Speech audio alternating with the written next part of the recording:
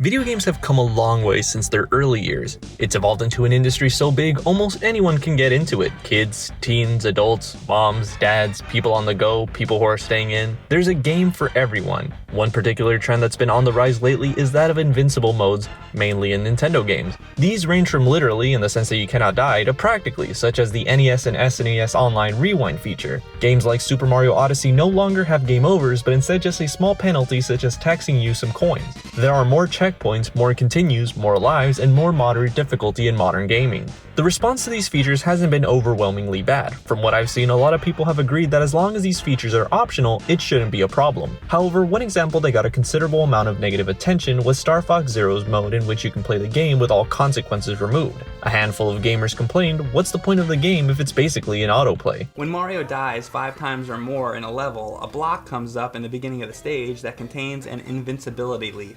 Aw, you can't beat the stage? Here, let's take away all the challenge and let you beat it. This is awful! The whole fun of playing games was challenging yourself, improving your skills, and then finally applying those skills that you've learned to defeat the stage. I personally thought the point of video games was to have fun. These modes are often criticized for what kind of lesson are they teaching kids? Is everyone really a winner? Back in my day, yada yada yada. It is true, back in the day, to beat a game you had to buckle down, learn from your mistakes, improve on your errors, and master the game. Nothing was handed to you and everything was earned. Important life lessons were learned, right? Well, to some extent, yeah.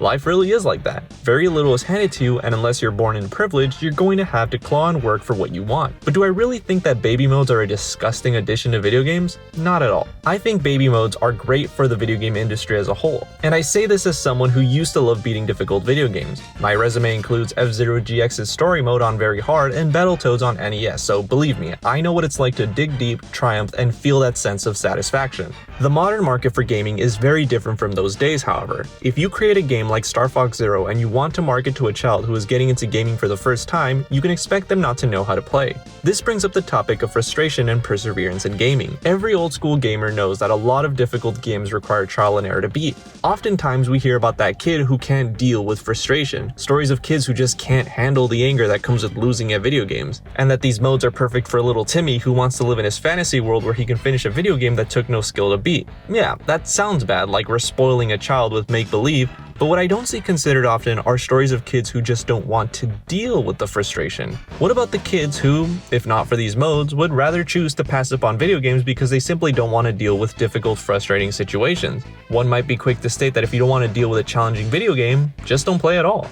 To which I ask, why not? Who says video games have to present some sort of challenge? What is considered to be fair difficulty and what is considered to be excessive difficulty? Games are defined as a physical or mental competition conducted according to rules. So naturally there will be a winner and a loser, you versus another player or you versus the computer itself. But as video games have evolved, perhaps the label of game isn't quite as accurate as it once was. I feel if I had to label video games today, I feel that video entertainment would be more appropriate. Think back to the days of NES. How many people were fans of games back then? Games back then appealed to a niche portion of children, kids who wanted to devote themselves to beating a game like Mega Man 2.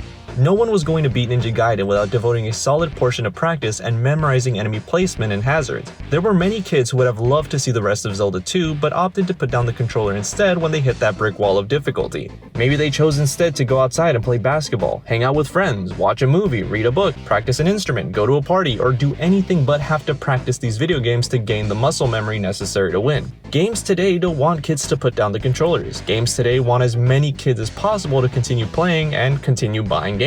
I don't think invincible modes spoil kids. If a child doesn't want to bother to learn how to beat Star Fox Zero without the game holding their hand, odds are they would just go do something else. A spoiled entitled child would be a spoiled entitled child regardless of whether a game gives them an undeserved victory or not. Do some children think that they're amazing when the game does all the hard work? Of course. When I play fighting games with young kids, I'll let them win and they honestly think they're better than me. But they're also kids and they just want to have fun. And losing over and over and over again isn't fun for everyone. People like challenge because people like to feel proud, but if it's not fun to the player, you won't keep their attention or their money. That's what video games strive for, enjoyable pieces of technology that will appeal to as many people as possible. Those who want a challenge and those who just enjoy making Mario run and jump around. If a child wants to challenge themselves, they'll naturally be drawn to that.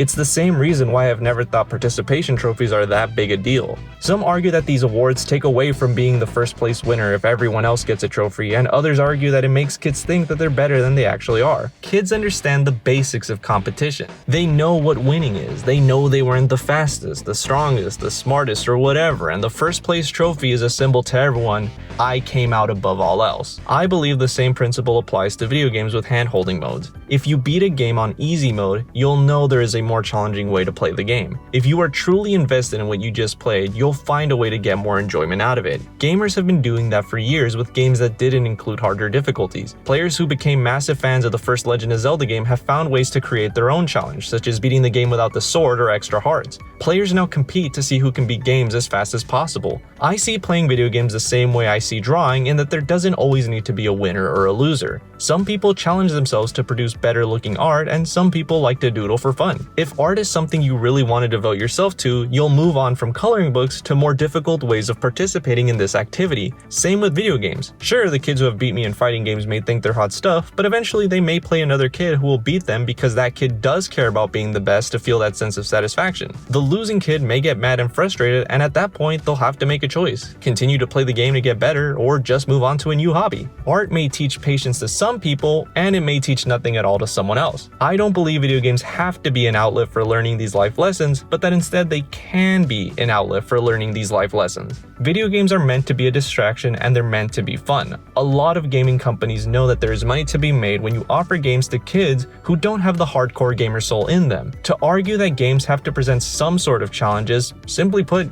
gatekeeping gamers who just want to press buttons for a couple hours with no consequences for the fun of it. P.S. Who didn't use Game Genie to have unlimited lives and felt the hollow victory afterwards? Makes cool games like Street Fighter 2 more exciting. Less frustrating. Maybe I want to start on level 15. Yeah, it's the same shit. You moved on, the kids will move on too.